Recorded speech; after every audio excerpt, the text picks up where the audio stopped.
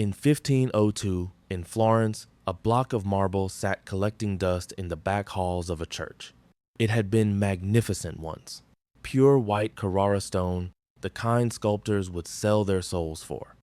But an incompetent stonecutter had already gone at it, bored a hole through the section where the legs were supposed to stand, gouged deep gashes in the surface, and then simply abandoned it. Every master in the city had looked at that block and walked away. Even Leonardo da Vinci studied it, shook his head, and left. The city's mayor, Piero Soderini, had basically given up. He filed it away mentally under the category of expensive mistake and moved on. Then someone wrote a letter to a sculptor living in Rome. They told him about the ruined block.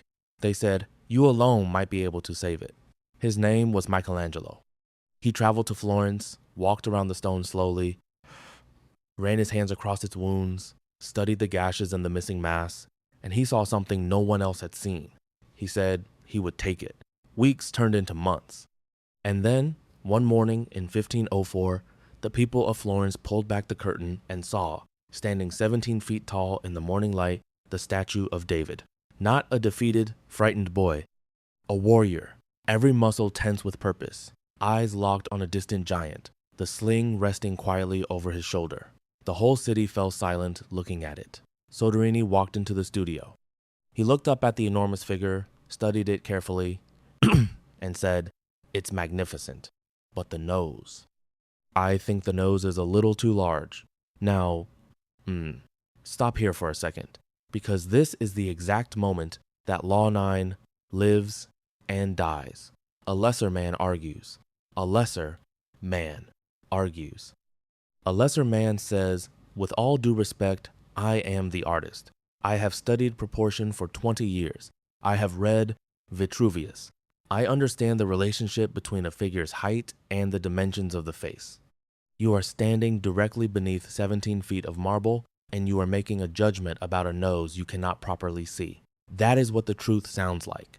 And that truth, delivered as argument, would have earned Michelangelo nothing but an enemy with money and power. So instead, he said nothing. He gestured for Soderini to follow him up the scaffolding. As they climbed, Michelangelo quietly scooped up a small handful of marble dust from the planks.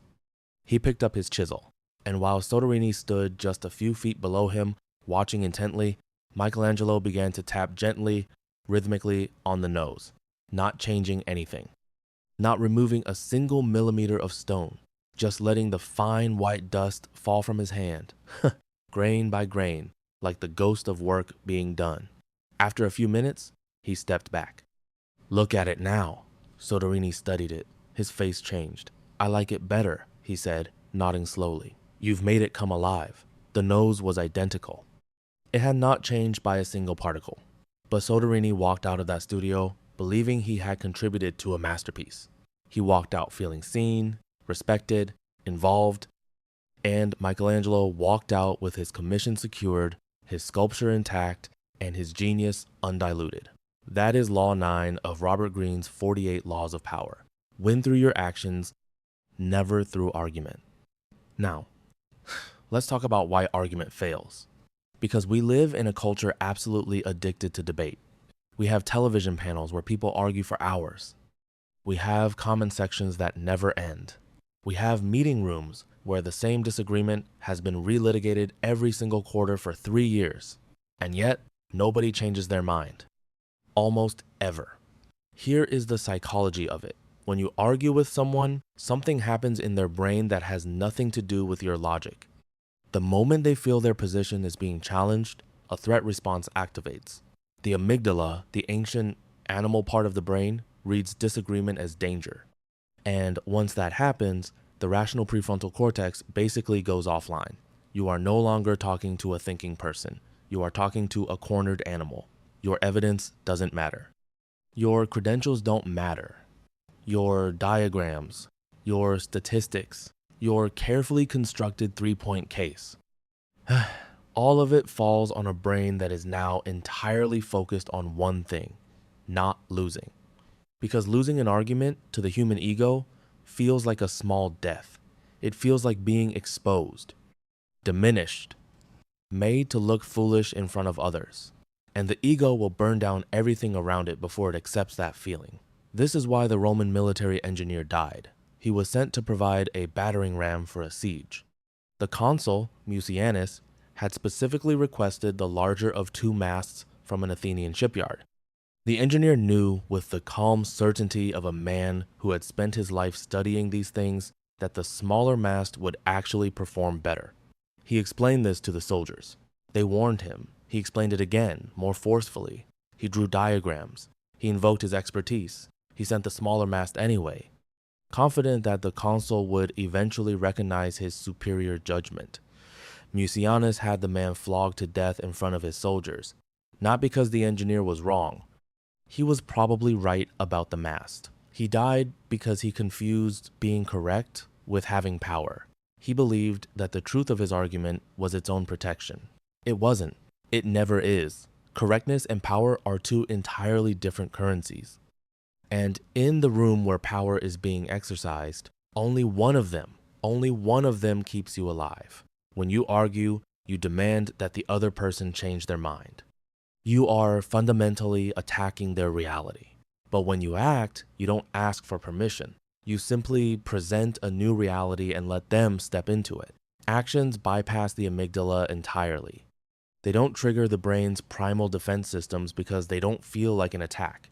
They feel like undeniable evidence. Think about Daniel Kahneman's concept of confirmation bias.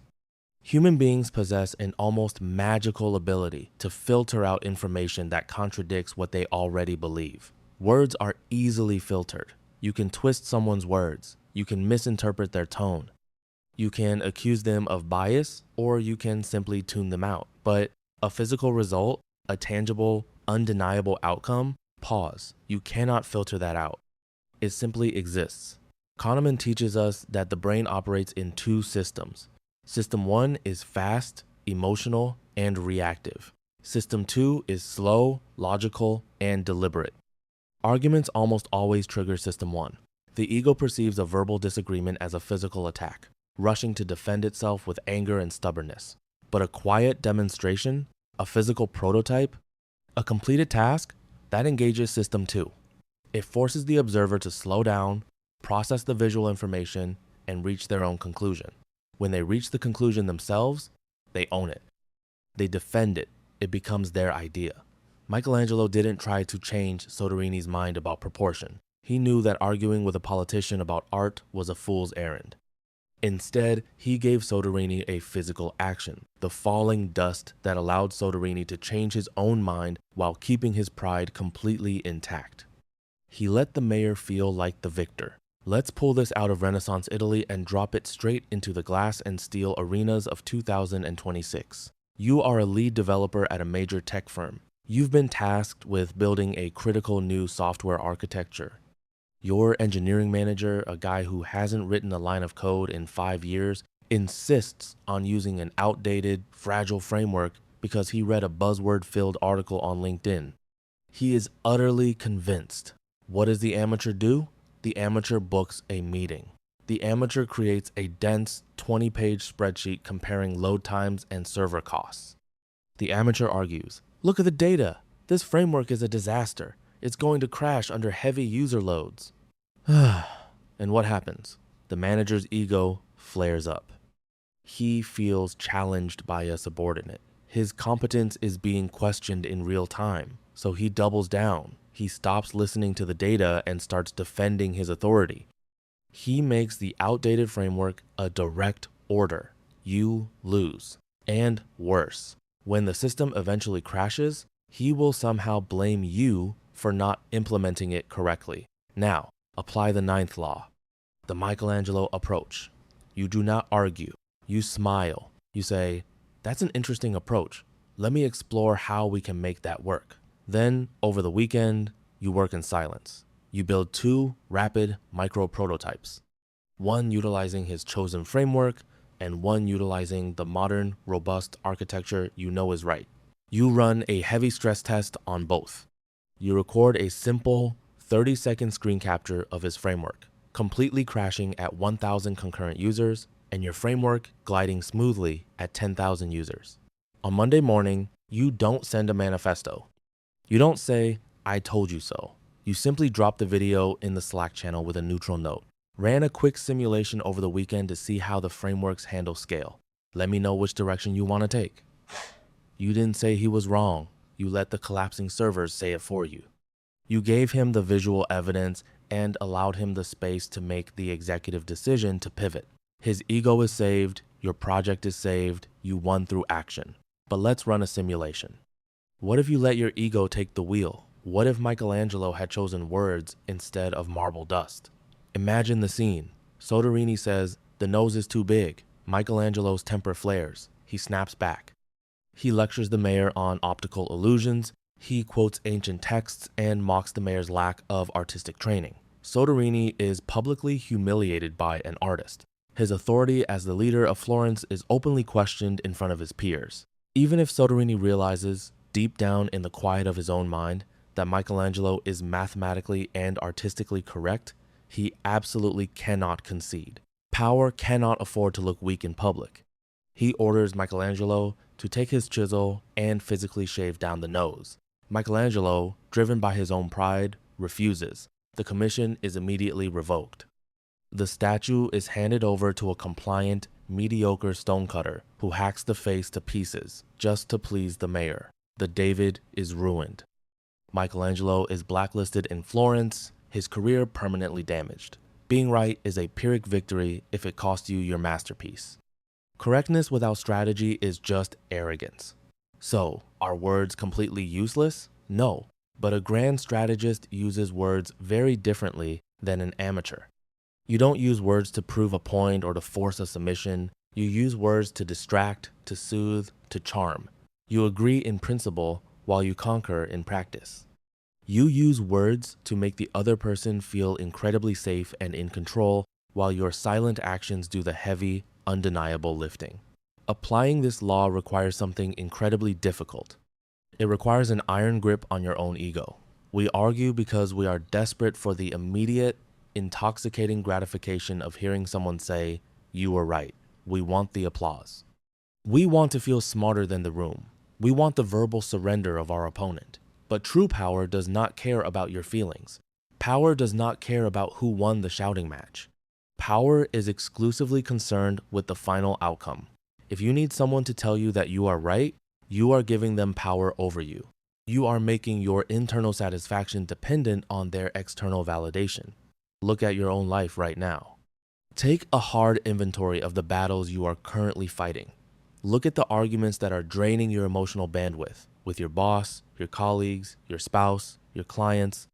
How much time, how many hours of your finite life are you wasting trying to force logical words into ears that are bolted shut by ego? How often are you playing the role of the Roman engineer, waving your diagrams in the air right before you get marched to the gallows?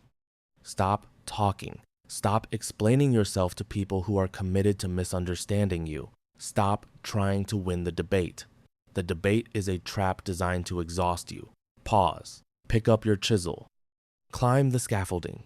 Do the work in silence. Create the undeniable result. And let the dust fall where it may. The world will never remember what you argued about in the boardroom. They will never remember the clever emails you wrote. They will only look up in absolute awe at what you built. But we cannot leave this law without walking into the dark room at the end of the hall.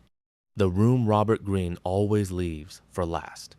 Pause the reversal. Is there ever a time when you must argue? Yes, but you do not argue to win. You argue to distract. When you use words, you are usually trying to convince someone of your truth. But a master of power sometimes uses words as a smoke grenade. If you are cornered, you start a fire. You pick a loud, emotional, highly visible argument over something entirely irrelevant. In the corporate battlefield, this happens all the time.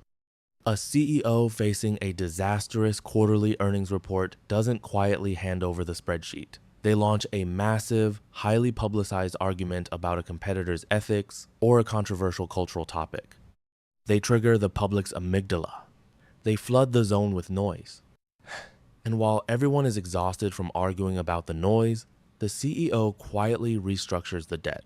In the reversal of Law 9, Argument is not a tool for persuasion. It is a tool of camouflage. But outside of that very specific, highly deceptive tactic, the rule remains absolute. You must build an iron cage around your own ego. Let's look at this through the primal lens of the predator and the prey, because an argument, at its biological core, is a defense mechanism. When an animal is caught in a trap, it makes noise. It is terrified, and the noise is its last desperate attempt to survive. Now, look at the apex predator. A lion stalking a gazelle does not roar to announce its logic. It does not try to convince the gazelle that it deserves to eat. It stays low in the grass. It is utterly silent. It conserves every ounce of its energy for the physical strike. The outcome is not decided by noise. It is decided by action. When you walk into a boardroom and immediately start explaining yourself, defending your credentials, and raising your voice, you are broadcasting the frequency of the prey. You are telling the room unconsciously that you feel threatened, that you need their validation to survive. The person sitting quietly at the end of the table, letting the room exhaust itself with words, watching the emotional reactions, and preparing their physical move, that is the predator. They are not playing the game of who is right. They are playing the game of who is left standing. Daniel Kahneman's behavioral economics perfectly explain why we fall into the prey trap. It is the sunk cost fallacy applied to human pride. Once you start an argument, you invest your identity into the words.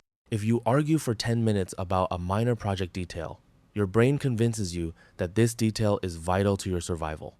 You cannot back down, because backing down means admitting a loss. And Kahneman proved that humans are wired to avoid loss at almost any cost. The longer you argue, the heavier the sunk cost becomes.